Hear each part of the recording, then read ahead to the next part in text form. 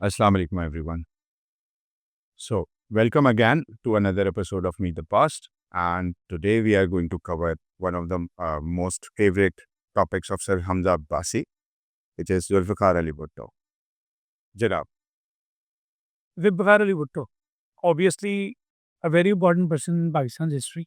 And after a huge military rule from 1958 to 1969, and then the creation of Bangladesh and everything, the rise of democracy in Pakistan.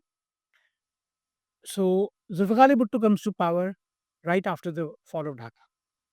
Do you really think Zulfikar Ali Bhutto should have been in power as directly as he came? Sir, I think his role in the creation of Bangladesh and all that conspiracies which came along with Zulfikar Ali Bhutto being in power, I think Pakistan did not had much options. That is why Zulfikar Ali Bhutto became a necessity since he won around 80 to 81 seats in the West Pakistan, and now you don't have East Pakistan anymore. So what you have left is West Pakistan, and he was the most popular person in the West. But my question here is, कि why civilian martial law administrator? It never happened in any democratic country कि a civilian was made a martial law administrator. अच्छा, 2 सवाल है इसमें आपके। पहले का जवाब शायद ये है कि despite liking Zulfikar Ali Bhutto and his policies, I still feel that the popularity of Zulfikar Ali Bhutto should have been reassessed.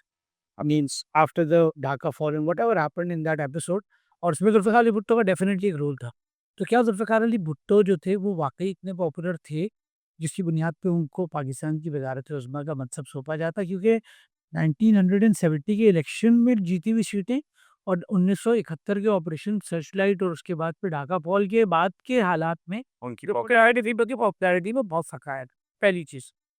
दूसरी चीज़ आपने ये कही कि क्या दुनिया की किसी डेमोक्रेटिक कंट्री में ये हो सकता है कि एक सिविलियन जो है वो अपने साथ civilian chief martial law administrator जो बताते खुद एक एनॉमली है, यानी कि एक कंट्रास्टिंग चीज़ है।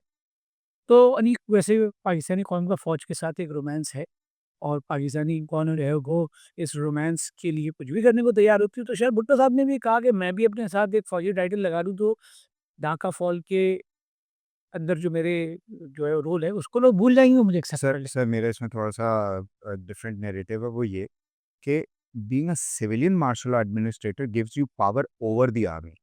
Okay? You're not under the army now, you're a civilian who is over the army now. ठीक है? And now you are able to control all the affairs of the army, including replacement of many senior officers, which we are going to discuss. देखिए, जुल्फ़िकार अली भुट्टो जिस नारे के साथ आए थे ना, रोटी कपड़ा मकान का नारा, और उसके बाद फिर सर देना था, छीनना था? आज चले, ये तो वक़्त ने साबित किया, तो कि दिया या छीना, तो मेरे ख़्याल में तो दिया। तो जुल्फ़िकार अली भुट्टो जिस नारे के साथ आए थे ना, वो रोटी कपड़ा मकान के साथ-साथ जो था वो एक और नारा था, छीन लो मिल ज़रदारों से। यानी कि वो जो 22 ख़ानदान जिनके पास 80% वेल्थ थी पाकिस्तान की, और भुट्टो अय्यूब खान के दौर में जुल्फ़िकार अली भुट्टो से बहुत नाराज़ थे। और ये बेसिकली एक कम्युनिस्ट मुल्क का मॉडल था, यानी कि चाइना का, जो भुट्टो साहब ने अपनाया। तो अब ये बहुत बड़ा सवाल है कि क्या जुल्फ़िकार अली भुट्टो वाक़ई एक सोशलिस्ट थे? या जुल्फ़िकार अली भुट्टो ने पाकिस्तानी कौम की माली परेशानियों को कैश करने के लिए सोशलिज़्म का लिबादा ओढ़ा हुआ था? सर यहाँ पे मैं आपको थोड़ा-सा इसके ऊपर रोशनी डालनी पड़ेगी कि सोशलिज़्म और कम्युनिज़्म क्या होता है, क्योंकि हमारे बहुत सारे ऑडियंस को शायद इसका अंदाज़ा नहीं होगा। देखिए, अगर आप कम्युनिज़्म की बात कर रहे हो और कैपिटलिज़्म की बात कर रहे हैं, तो ये दोनों इकोनॉमिक थ्योरीज़ हैं, सही है। Not actual system of government, is not exactly a system of government. Basically अगर आप कार्ल मार्क्स को पढ़ें तो आपको अंदाज़ा होगा कि कार्ल मार्क्स ने, मेरा नहीं ख्याल कि किसी पॉइंट पे ना कार्ल मार्क्स ने ना फ्रेडरिक एंगल्स ने, दोनों ने कभी भी इसको गवर्नमेंट या मेथड ऑफ गवर्नेंस की बात नहीं की। उन्होंने कंट्रोल ओवर इकोनॉमी की बात की। इकोनॉमीज़। और सोशलिज़्म जो वो एक ऑफशूट है हुँ। capitalism से। तो Zulfikar Ali Bhutto wanted to prove that he was worried about the society, the problems of the people in Pakistan, as long as their ability to earn money and improve their lifestyle.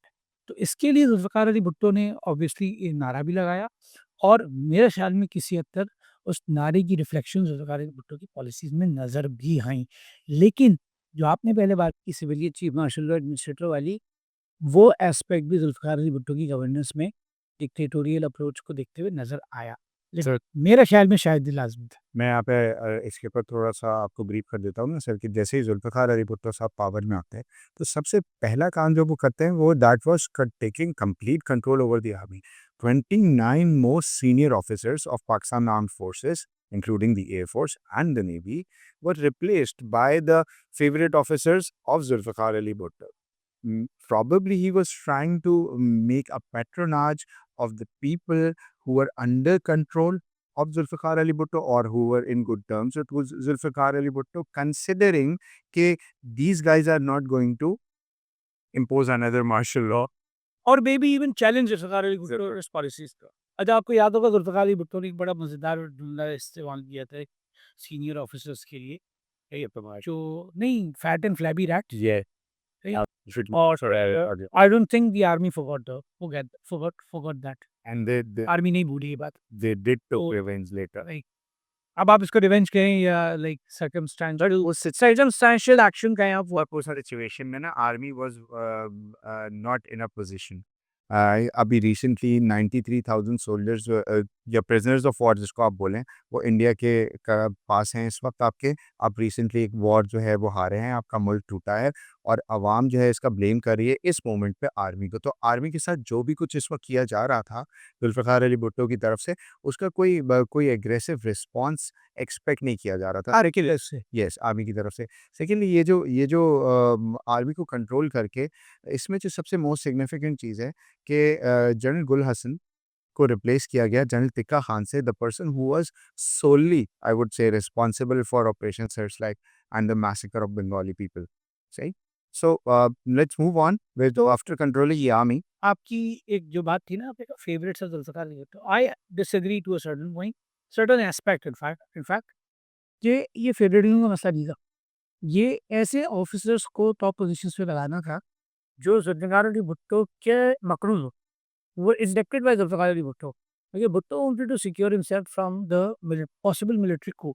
तो टिक्का खान एक controversial personality, Dhaka fall का इल्ज़ाम उनके ऊपर, और जब उनको उन्होंने जो है वो एलिवेट किया तो भुट्टो को एक उम्मीद थी कि कोई लड़े ना लड़े मुझसे, कोई आर्मी ऑफिसर जो है वो मुझे आंखें दिखाए ना दिखाए, टिक्का खान नहीं दिखाएगा।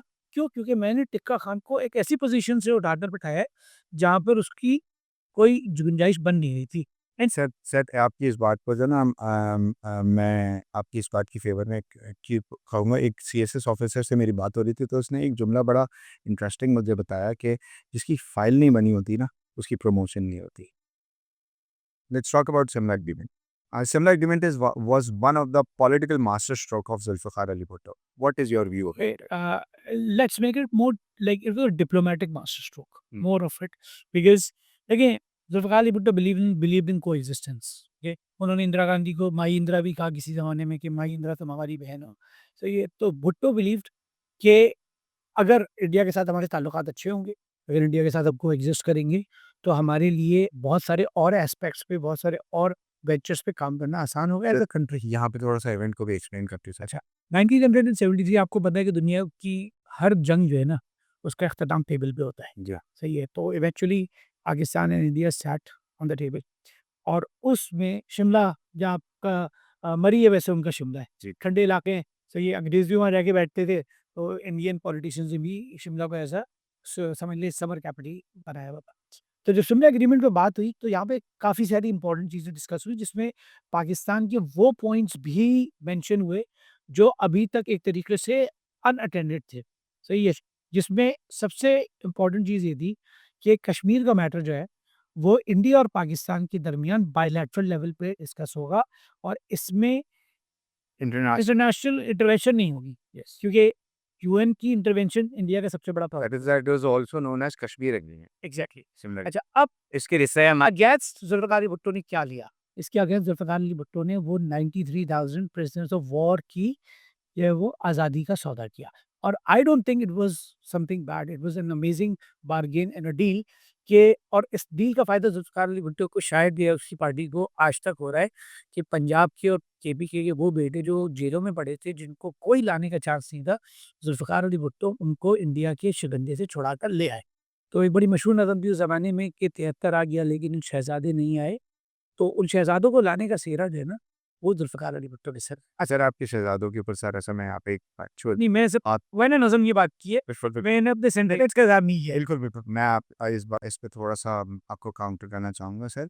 अकॉर्डिंग टू जिनेवा कन्वेंशन, आप प्रिज़नर्स ऑफ वॉर को 2 साल से ज़्यादा नहीं रख सकते। तो इंडिया ने वैसे ही छोड़ना था, पहली बात। फिर भी आप कश्मीर के ऊपर एक ये कॉम्प्रोमाइज़ कराए कि आप जो है इंटरनेशनल प्लेटफ़ॉर्म्स पे उसको रेज़ नहीं करेंगे, जो कि बाद में आपने किया और अपने प्रॉमिस को तोड़ा। तो ऑब्वियसली मेरे हिसाब से तो एक सिमला एग्रीमेंट एक वेग एग्रीमेंट था, जिसके अंदर ऑब्वियस चीज़ें उसमें थी। देखिए, जहाँ तक आप इसको वेग कह रहे हैं, लेकिन अगर आप एहसानी फ़र्म को देखें तो पाकिस्तान फ़र्म के लिए तो वो एक विन-विन सिचुएशन थी कि कश्मीर का मैटर जो है वो अच्छा, कश्मीर के मैटर के ऊपर पाकिस्तान ने जो वादा खिलाफ़ी की या अहद तोड़ा, उसकी जो वजह बनी वो आपको शायद मैं उम्मीद करता हूँ कि आपको पता होगी। जी। 1974 में इंडिया ने पोखरान में एक कोल्ड टेस्ट किया, सही है? और पाकिस्तान ने इंडिया की न्यूक्लियर डेवलपमेंट को बेस बनाकर इस मुआहदे को तोड़ा कि जब पाकिस्तान को थ्रेट करने की परिस्थिति में आ गए, तो हम भी कश्मीर का मैटर नेशनल लेवल से उठाकर अब इंटरनेशनल लेवल पे लेके जाएँगे। तो ठीक है। Shimla agreement to my understanding 1974 में 1974 नल एंड वॉइड हो नल एंड वॉइड हो गया, लेकिन Pakistani soldiers, Pakistani bureaucrats, Pakistani civilians, क्योंकि 93,000 में सारे फौजी नहीं थे, ये आपको भी मालूम है।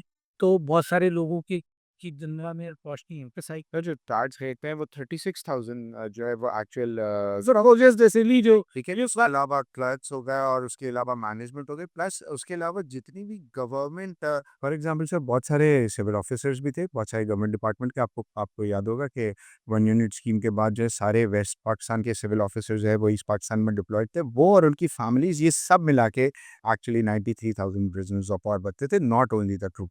तो ये पाकिस्तान के लिए ये जनरल बाजवा ने भी कोट किया था, hit the which was a fact कि भाई जो है it was not only the soldiers, all of them were not the soldiers, they were civil officers. So, Bharat, लेकिन आप ये देखें जुल्फ़िकार अली भुट्टो ने शायद बहुत सारे ख़ानदानों के ऊपर एहसान किया। तो ये बहुत सारे लोगों की ज़िंदगी में रौनक वापस आ गई, बहुत सारे लोगों के बाप वापस आए, शौहर वापस आए, बेटे वापस आए, जिनकी ज़िंदगी कोई उम्मीद नहीं रह गई थी। तो ये जुल्फ़िकार अली भुट्टो की पॉपुलैरिटी में एक बड़ा मेजर रोल प्ले करती है ये चीज़। बिल्कुल ऐसे ही। सर आगे किस टॉपिक पे बात करना चाहेंगे? जुल्फ़िकार अली भुट्टो, आपके अब favourite. Personal army Yes, sir. Let's talk about it. So, let's talk about establishment of Federal Security Force. Now, इसका जो किताबों में लिखा हुआ है जो हमने पढ़ा है इसके बारे में कि जुल्फ़िकार अली भुट्टो ने armed forces, Pakistan armed forces के रिटायर्ड ऑफिसर्स और पुलिस के अपने फेवरेट ऑफिसर्स को मिला के एक ऐसी फोर्स बनाई जिसके पास अनकॉन्स्टिट्यूशनल पावर थी, जिसको कोई पूछने वाला नहीं था सिवाय भुट्टो है। सिवाय भुट्टो। ठीक है? ये एक छोटी-सी फ़ोर्स थी जिसका नाम था फेडरल सिक्योरिटी फ़ोर्स, और इसको बनाने का मकसद जो बताया गया था वो ये था कि क्योंकि पाकिस्तान के कुछ हालात और कुछ डायनामिक्स ऐसे हैं कि बार-बार फ़ौज की इंटरवेंशन की ज़रूरत पड़ जाती है, और जब फ़ौज इंटरवीन करती है तो लगता है मार्शल लॉ। तो अगले फ्यूचर मार्शल लॉज़ को रोकने के लिए एक ऐसी फ़ोर्स होनी चाहिए कि जो फ़ौज से ज़्यादा पावर्स रखती हो और सिचुएशन को देन एंड देयर कंट्रोल कर ले और पॉलिटिकल टर्मोइल और प्रोटेस्ट और इन सब चीज़ों को कंट्रोल कर सके by reacting the leadership and all. नहीं, ये नहीं कि लाइक ऑपोज़िशन रैलीज़ को क्रैक करना, Yeah. ऑपोज़िशन लीडर्स को उठाना, कहीं उन पे तशद्दुद करना, Right. उनकी रैलीज़ में मुल्क के वसीतर मफाद। मुल्क के वसीयत मफाज़ नहीं, उनकी रैलीज़ में बम तक लगा। यहाँ तक ये फेडरल सिक्योरिटी फ़ोर्स का रोल असल में आपको डायनामिक्स अगर हम अपने सामीन को और ख़ास तौर पे हमारे स्टूडेंट्स को ये बताओ कि पाकिस्तान में जितनी भी सिक्योरिटी एजेंसीज़ काम करती हैं, उनका जो है वो बेसिकली जो चीफ़ एग्ज़ीक्यूटिव होता है वो प्राइम मिनिस्टर ऑफ पाकिस्तान होता है। उसके नीचे वज़ारत दिफ़ा होती है, भई उसके नीचे जो है वो क्या कहते हैं तमाम इदारे बेसिकली वज़ारत दिफ़ा को रिपोर्ट करते हैं, लेकिन एफएसएफ के मामले में ऐसा नहीं था। ये डायरेक्ट एफएसएफ जुल्फ़िकार अली भुट्टो को डायरेक्ट रिपोर्ट करेगी और यही डायरेक्ट रिपोर्टिंग जुल्फ़िकार अली भुट्टो की इवेंचुअली डिमाइस का सबब बनी। बिल्कुल ऐसे ही है, और एफएसएफ ने के ही जो चीफ थे, उन्होंने जुल्फ़िकार अली भुट्टो के अगेंस्ट गवाही भी दी। अगर मुझे खबर याद नहीं है तो आगा मैं जी, बिल्कुल ऐसे ही है। सर यहाँ पे अगर एफएसएफ के रोल की अगर हम थोड़ा-सा और इसको इलैबोरेट करें तो सर यहाँ पे वर्ड यूज़ होता था half fry and full fry. ये बहुत एक्सट्रीम बात मैं करने जा रहा हूँ। हाफ फ्राई का मतलब होता था कि किसी काबिल ना छोड़ो, और फुल फ्राई का मतलब होता था कि अगली मंजिल पे पहुंच अगली मंजिल तक पहुंचा दिया जाए। मगर सर ये बन गई एक जुल्फ़िकार अली भुट्टो की प्राइवेट सिक्योरिटी फोर्स, और ये जुल्फ़िकार अली भुट्टो के ऑर्डर्स के अगेंस्ट भी काम करने लगी। ये इतनी एग्रेसिव फोर्स थी कि किसी ने जुल्फ़िकार अली भुट्टो के अगेंस्ट स्पीच की है, gone, J Rahim terrorist. J Rahim founder member of the Pakistan peoples party absolutely. यूज़ बात करें पीपल्स पार्टी के अपने मेंबर्स को नहीं छोड़ा गया सर। यहाँ पे दूसरी बात ये, किसी ने अगर हज़रत की शान में गुस्ताखी करने लिखने की गुस्ताखी कर दी है तो उसको उसको अबडक्ट कर लिया जाता था।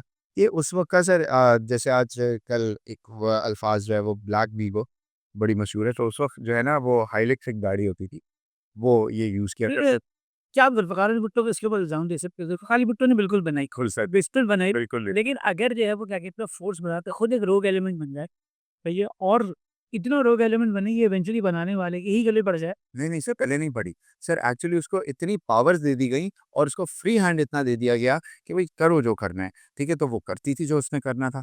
तो obviously it later became a problem for Zulfikar Ali Bhutto himself. Okay, तो हमने काफ़ी सारे एस्पेक्ट्स पे बात की कि भुट्टो साहब पावर में क्यों आए। जुल्फ़िकार अली भुट्टो ने पावर में आने के बाद आर्मी को इस तरह कंट्रोल करने की कोशिश की, और आज़म पाकिस्तान की हैसियत से उनके अंडर ही होनी चाहिए थी आर्मी, लेकिन मुझे कभी-कभार लगता है कि वो एक इगोइस्टिक इश्यू बन गया, जिसकी वजह से जुल्फ़िकार अली भुट्टो को भी नुकसान हुआ, पाकिस्तानी फ़ौज को भी नुकसान हुआ, और in the longer run Pakistan को नुकसान हुआ। उसके बाद हमने बात की सिमला एग्रीमेंट की, that was a very important and huge development. आपने एफएसएफ की बात की, एफएसएफ का रोल हम आगे जाके मज़ीद डिस्कस करेंगे अभी इस आने वाली एक साथ में, कि किस तरह एफएस मैं यहाँ पे चाहूँगा सर कि एक एक इंटरनेशनल रोल भी है ज़ुल्फ़िकार अली भुट्टो का, बहुत ही मेजर। मैं चाहूँगा कि आप उस पे ज़रा-सा रोशनी डालें। The establishment of organisation of Islamic country, the OIC. OIC. यहाँ पे हम पाकिस्तान के से निकल के इंटरनेशनल अब Zulfikar Ali Bhutto as an international player. अच्छा देखिए, ज़ुल्फ़िकार अली भुट्टो को आप जो है वो as a foreign policy maker या फॉरेन पॉलिसी इन्फ्लुएंसर के तौर पे इग्नोर नहीं कर सकते। बिल्कुल क्योंकि अय्यूब खान के दौर में भी वो फॉरेन उनका एक्सपीरियंस से एक एक्सपीरियंस भी था, और यही एक्सपीरियंस उन्होंने अपनी बेटी में ट्रांसफ़र किया। ये इसके ऊपर हम बाद में बात करेंगे। ज़ुल्फ़िकार अली भुट्टो लाइक बता दिया था कि उनका अरब दुनिया के साथ एक ताल्लुक था, और शाह फैसल शहीद से उनका एक कनेक्शन था। अब उनको शहीद कहने पे अगर किसी को इतराज़ है तो आई एम सॉरी, लेकिन शाह फैसल थे, जनाब यासिर अरफ़ात साहब थे, उसके अलावा कर्नल मोहम्मद क़ज़्ज़ाफ़ी थे, और बहुत सारे इस्लामी दुनिया के लीडरान थे जिनसे भुट्टो की एक बड़ी एक पर्सनल कनेक्शन भी था। 1967 में एक इंसिडेंट होता है पैलेस्टाइन में, बैतुल मुक़द्दस में, कि वहाँ पर मस्जिद अक़सा की एक, मेरे ख़्याल में शुमाली दीवार थी, जिसको ज़ायनिस्ट ने हमला करके तबाह किया, और पूरी दुनिया में एक अबरोर खड़ा हो गया। क्योंकि हम सब जानते हैं कि बैतुल मुक़द्दस जो है वो मुसलमान दुनिया का तीसरी मुक़द्दस तरीन जगह है। हरम हरमैन शरीफ़ैन, उसके बाद फिर बैतुल मुक़द्दस, और खुदा तक क़िबला अव्वल भी था। तो इसके जवाब में 1967 में मराकश के शहर, उनके जो कैपिटल रबात में एक तमाम इस्लामी सरबराही कॉन्फ्रेंस हुई। तमाम इस्लामी मुल्कों ने एक यूएनओ टाइप ऑर्गेनाइज़ेशन की बुनियाद रखी। सर 1969 में if I am not. 67 I believe. 67 was the first. Let it, if it's a correction, we'll do that. तो 1967 या 69 सर 69 में उसको ओआईसी का नाम दिया। तेरे इसी का नाम किया गया। वो सिर्फ समिट थी 67 में, 69 में जो कॉन्फ्रेंस हुई उसको फिर ऑर्गेनाइजेशन। विलेजर्स इस्लामिक कंट्रीज का नाम दिया गया, और ये एक ओपन थ्रेट के तौर पे सामने आई यूएन एब्सोल्युटली। के एक बस फील होना शुरू हो गया एक मुसलमानों की यूनाइटेड नेशंस में बनता है। यूनाइटेड नेशंस, और इस मुसलमानों की यूनाइटेड नेशंस के जो बेसिक क्यूरेटर्स थे, उनमें ज़ुल्फ़िकार अली भुट्टो का नाम सबसे टॉप पे था। तो ज़ुल्फ़िकार अली भुट्टो की ये जिसारत, ज़ुल्फ़िकार अली भुट्टो की ये गलती, ज़ुल्फ़िकार अली भुट्टो की मेरे ख्याल में ये जुर्रत भुट्टो की मौत का सबब है। इसके ऊपर हम अगली ज़रा फ़ैमिलियर वन ऑफ द। अच्छा, ज़ुल्फ़िकार अली भुट्टो ने एक बिखरी हुई इस्लामिक दुनिया को, आज से तकरीबन मुझे उस वक़्त मेरे ख़्याल में 36 या 37 थे, उनको एक पेज पे लाके खड़ा कर दिया। तो for the West, particularly, and the Zionist Israel, particularly, most importantly, a united Muslim world is the biggest problem, and the person who does that is a bigger problem for them. तो जुल्फ़िकार अली भुट्टो ने इस OIC platform को 1974 में पाकिस्तान के शहरों तक पहुंचाया, लाहौर में एक इस्लामी सरबराही कॉन्फ्रेंस होती है 1970 1974 1974 में, जिसमें पाकिस्तान ऑफिशियली बांग्लादेश को भी एक्सेप्ट करता है। शेख मुजीबुर रहमान पाकिस्तान तशरीफ लाते हैं। दुनिया भर के तमाम इन्फ्लुएंशियल मुसलमान सरबराह एक स्टेज पे खड़े होकर हाथ में हाथ डाल के अपनी यकजहती और वेस्टर्न वर्ल्ड और खासतौर पे आलमी कुफ्र के लिए एक अलार्मिंग सिचुएशन क्रिएट करते हैं। सर वैसे अगर इसका स्लोगन देखा जाए तो it was for the economic development and peace and prosperity and everything. However इसका इसका मेन जो रूट कॉज था एस्टैब्लिशमेंट ऑफ ओआईसी का, वो एक एंटी वेस्ट पॉलिसी का की बर्थ थी। ठीक है, एक एंटी वेस्ट पॉलिसी की बर्थ, जिसको बाद में जाके हम देखें कि ऑयल एम्बार्गोज और डिफरेंट चीज़ों के अंदर वेस्ट को ओआईसी ने बहुत टफ टाइम दिया सर। एग्जैक्ट ठीक है, और जुल्फ़िकार अली भुट्टो का इसमें मेजर रोल इस तरह से भी है कि Zulfikar Ali Bhutto was extremely anti west by that time. He was not in favour of America and the western powers, and he was more inclined towards Russia and China and these countries along with the Muslim countries. मेरे ख्याल में OIC की base पर हम जब जुल्फ़िकार अली भुट्टो की foreign policy को discuss करेंगे, तो हम अपने सामीन को ख़ास तौर पर हम अपने बच्चों को ये बता सकेंगे, स्टूडेंट्स को, कि किस तरह पाकिस्तान ने जो पाकिस्तान बनने के फ़ौरन बाद से लेकर अब तक की प्रो अमेरिकन या प्रो वेस्ट फॉरेन पॉलिसी थी, उसमें उसका पैराडाइम चेंज हुआ। पाकिस्तान जो है वो कम्युनिस्ट कंट्रीज़ की तरफ इंक्लाइन होना शुरू हुआ। जुल्फ़िकार अली भुट्टो के दौर में यूएसएसआर और चाइना पाकिस्तान के लिए रेलेवेंट कंट्रीज़ बनना शुरू हो गए। तो चाइना किसी हद तक बन चुका था, क्योंकि चाइना और इंडिया की जंग हमें आगे सीज़न 2 की डिस्कस की थी, जिसकी वजह से चाइना पाकिस्तान के लिए एक रेलेवेंट एलिमेंट बन चुका था। लेकिन यूएसएसआर की पाकिस्तान की पॉलिटिक्स में पाकिस्तान की डायनामिक्स में यूएसएसआर का रोल जुल्फ़िकार अली भुट्टो के दौर में शुरू हुआ। इसके ऊपर जब हम इंशाल्लाह भुट्टो की फॉरेन पॉलिसी की बात करेंगे, तो हम उस वक़्त को बड़ी डिटेल से डिस्कस करेंगे। लेकिन इस वक़्त हम ये देख रहे हैं कि Zulfikar Ali Bhutto from a civilian chief martial law administrator to a reformer in Pakistan, and then a big player at the international level who would decide a lot of things what people were not anticipating from a Pakistani premier. से मेरा ये यहाँ पे ख्याल है कि जुल्फ़िकार अली भुट्टो का पूरा टेन्योर और टेन्योर से पहले का भी जो उन्होंने पाकिस्तान को सर्व किया, एक बहुत ही कॉम्प्लेक्स मैटर है। इसके अंदर आप नेगेटिव और पॉजिटिव साइड लेना आपके लिए बहुत मुश्किल होगा, क्योंकि कहीं तो आपको ओआईसी जैसे बड़े लैंडमार्क कारनामे नज़र आते हैं और कहीं आपको एफएसएफ और इस तरह की एट्रॉसिटीज़ नज़र आती कोई हैं। हयात मोहम्मद खान शेरपाओ, कहीं आपको असदुल्ला मेंगल, कहीं आपको जे रही। Probably he was not a very good person in his personal life, but for the country and for an overall Islamic world, he did his best. That can be a very sweeping statement, but the more important thing is that Zulfikar Ali Bhutto was a very roller coaster personality in himself, right? One moment a villain and the next moment the hero. और जुल्फ़िकार अली भुट्टो से मैंने पहले भी बिल्कुल शुरू में कहा था कि जुल्फ़िकार अली भुट्टो को बहुत आइडियलाइज़ करने के बावजूद जुल्फ़िकार अली भुट्टो के जो ब्लंडर्स थे, जुल्फ़िकार अली भुट्टो की जो गलतियाँ थी, as a human being who was running a country which was very relevant in the global and regional politics, there were problems, there were ought to be problems होनी थी। जुल्फ़िकार अली भुट्टो ने कुछ बहुत अच्छे से हैंडल किया, उसको जुल्फ़िकार अली भुट्टो नहीं हैंडल कर सके। बिल्कुल है। सर मेरा ख्याल है हम इस एपिसोड को यहाँ पे कंक्लूड करके तफसील से ज़रा जुल्फ़िकार अली भुट्टो की सक्सेसेस और फेलियर्स को नेक्स्ट एपिसोड में cover. At the domestic level. Absolutely. Thank you very much. Thank you for your time sir.